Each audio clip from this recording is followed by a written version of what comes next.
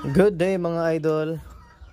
Ngayon araw na to ay magpapaligo tayo ng ating pabo. Yan mga idol oh. Tingnan nyo, napakadumi. Then mabahaw to mga idol. So itong pabo natin is kinuha na natin sa kamag-anak natin na siya nag-aalaga nito. So kinuha natin para tayo naman magparami. Yan, ito yung lalaki mga idol oh. Tingnan nyo, naming galis. Iwan ko anong tawag dyan oh. Yan yung balahibo nila. Yan, at saka ito naman yung babae. Yan, medyo pangit na yung balahibo at saka mabaho na sila mga idol. So try natin pag-breed kung makaproduce pa ba, din keep natin yung mga anak nila para yun yung ating ikikip at saka future breeder. So kasi ito medyo matanda na tong dalawa mga idol. Matanda na tong ating lalaki. Kitang kita naman. Yun yung babae din. So dito magkapatid mga idol, so maganda sana to kapag yung anak nila makip natin para good as breeder natin. Then import na naman tayo ng new blood, either lalaki ba o keep natin yung babae mga idol. Ito yung pabo natin na lalaki. Tignan nyo yung leeg oh. Baho. Yung mga idol oh. Yung area kasi nito, yung kinuhanan ko sa kanila is maputik. Then hindi sila naliligo kaya ganito nangyari mga idol. Ayan, liliguin natin para mahugasan yung mga balahibo nila ng dumi at saka itong mga galis. Then kurgahin natin. So kung may pera, injika natin ng bilamil. Kasi medyo pangitingnan sila. So, paligo muna tayo mga idol. So, ayan mga idol, magpapaligo tayo ng ating pabo. So, yung gagamitin natin is itong wash out. So, ito yung ating pamatay ng mga parasites. Yung mga hanip, tsaka kuto. Then, at saka punjay. Ayan.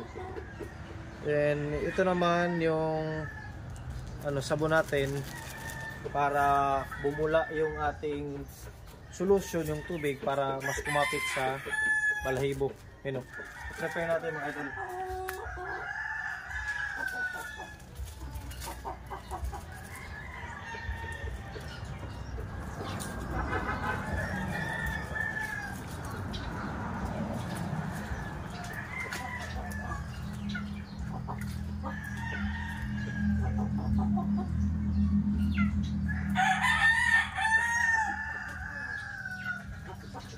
Haluin natin mga idol para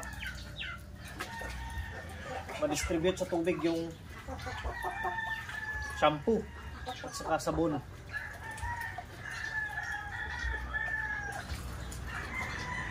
Mas mabula, mas maganda sana.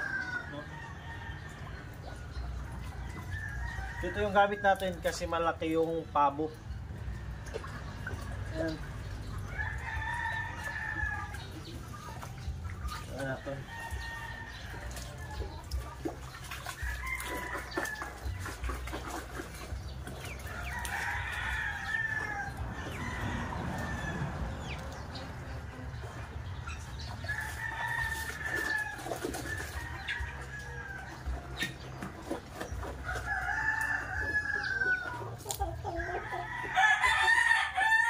Yung mga idol, kukunin ko ng pabo para liguin na.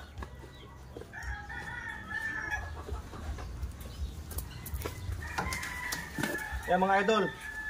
So ito yung lalaki natin na pabo. More than 3 years old na to. Iwan kung mga 4 na ba? O 5, pangit na tingnan, mabaho din. Lalo na yung leg niya mga idol. May mga galis. Paliguan natin kasi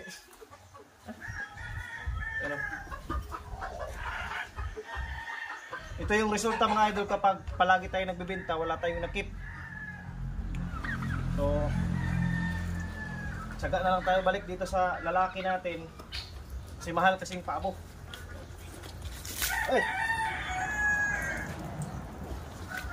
Sa unang liguin natin kasi siya yung may maraming problema sa katawan. Ito yan, tigas-tigas. Ayan. Relax.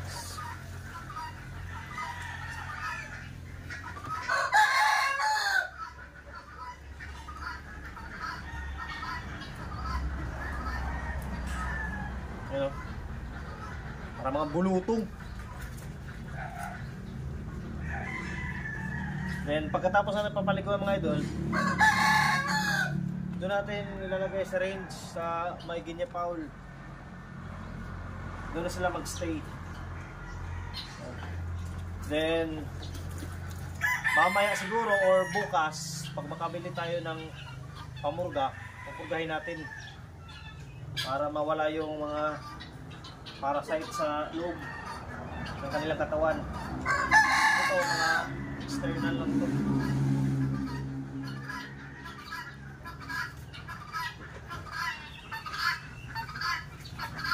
Babadatin yung balahibo, katawan, yung leeg. Yun, tingnan nyo mga idol, maraming mga dumi. Yun, baho. Trainings lang kasi to, hindi sila naliligo mga idol. Then maputik.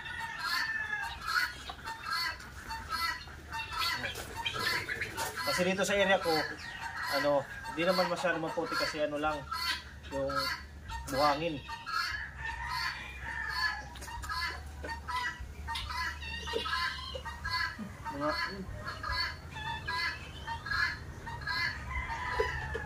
May dulo.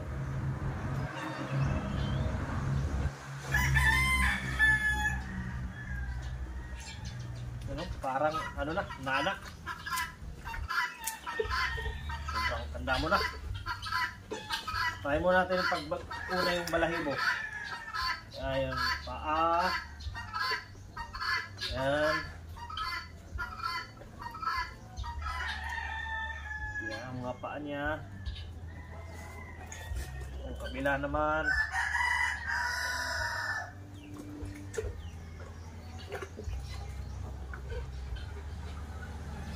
Buntot.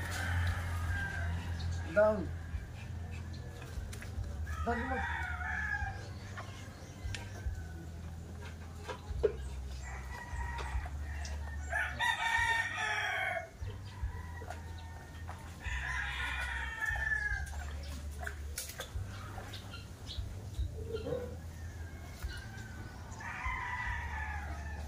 Ayaw mo. Yan. Yung dibdib. Kasi maraming mga parang mga putik na nakadikit sa kanilang mga idol.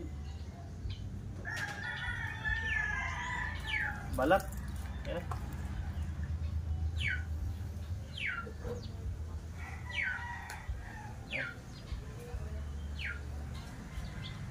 So babad natin para lumambot, matanggal natin yung pakpak.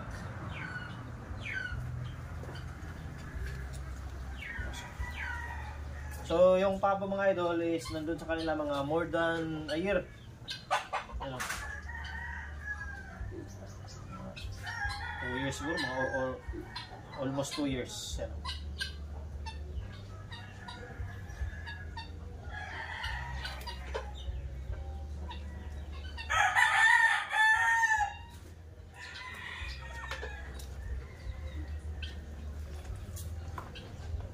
Yung mukha niya mga idol, oh.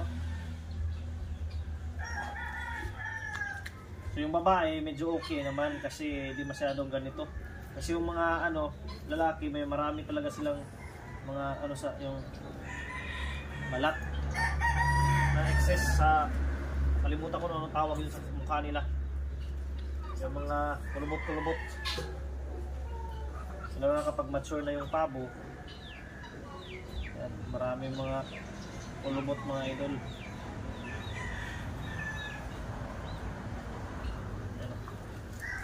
Gasa natin para matanggal tong mga dumi.